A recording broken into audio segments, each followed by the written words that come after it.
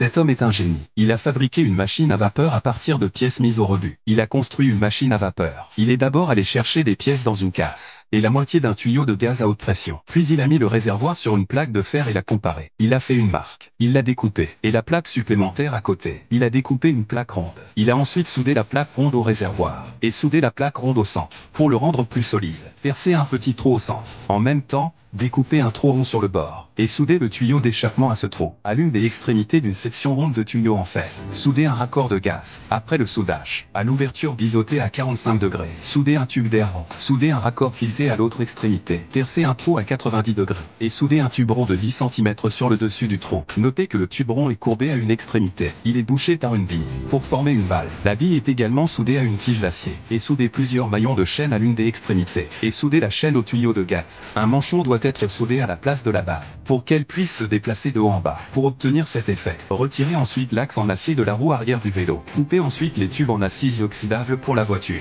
Après la découpe, mettez un roulement qui convient parfaitement et testez-le. Vous pouvez ensuite placer les 5 roulements sur un tube d'acier. Dessinez les marques.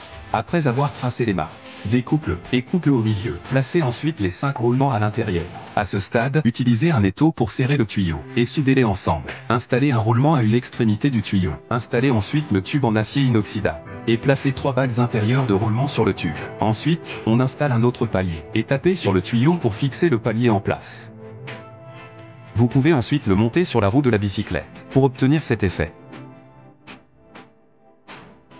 L'homme dessine un motif triangulaire sur une plaque de fer, et le découpe à l'aide d'un cutter selon le motif tracé. Après avoir découpé le triangle, les 2 trous ronds au centre sont polis à l'aide d'une meule. Lorsqu'ils atteignent le niveau requis, il enfonce des barres d'acier dans les trous à l'aide d'un marteau, et les soude fermement. L'autre trou est soudé à l'axe de la bicyclette, pour former un arbre excentrique. Nous plaçons ensuite 2 petits roulements sur l'arbre excentrique. Une petite plaque de fer est posée et soudée. Une fois le tout en place, nous coupons l'excédent d'acier. C'est le moment de faire tourner la roue. On utilise un stylo pour trouver le centre de l'arbre excentrique. Après avoir trouvé le point central, tracez ensuite une ligne droite à l'aide d'une règle, à une distance de 0,5 cm du point central. Faites ensuite une marque.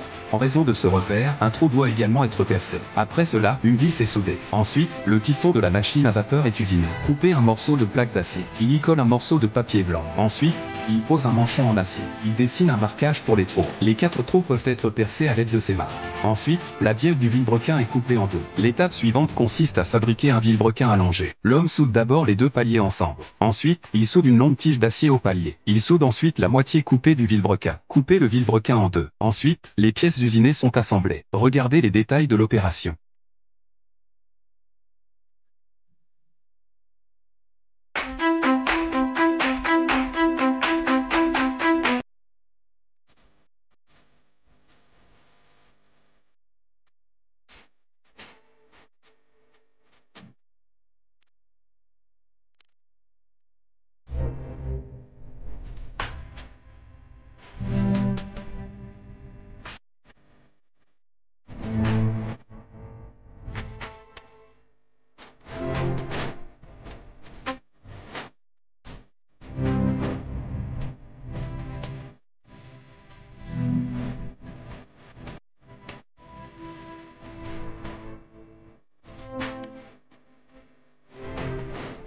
Après avoir rectifié les rainures de l'arbre en acier, il est assemblé pour former l'interrupteur de la vanne à glissière. C'est aussi l'interrupteur pour la commutation de la vapeur. Ensuite, l'homme l'a testé. Il soude un générateur à la machine à vapeur pour la tester. Ensuite, il remplit d'eau le réservoir de gaz préalablement usiné. Il installe ensuite l'interrupteur de la vanne. Puis, à l'aide d'un tuyau, pour relier la machine à vapeur au tuyau de la vanne à vapeur. Il a ensuite allumé un feu de bois pour brûler les bonbonnes de gaz. Après avoir atteint une certaine pression, le gaz qui sort de la vanne est très fort. Ouvrez alors la vanne devant la machine à vapeur. Tournez la roue et la machine à vapeur commence à fonctionner. Au fur et à mesure que la taille de la soupape augmente, la vitesse de la machine à vapeur devient très rapide. La machine à vapeur a connu un grand succès, et le résultat final de la machine à vapeur est très stable. Aujourd'hui, le processus de fabrication d'une machine à vapeur est terminé. J'admire vraiment le savoir-faire de cet homme. Peux-tu fabriquer une voiture avec une machine à vapeur? N'oubliez pas d'aimer. Nous vous invitons à regarder la prochaine fois.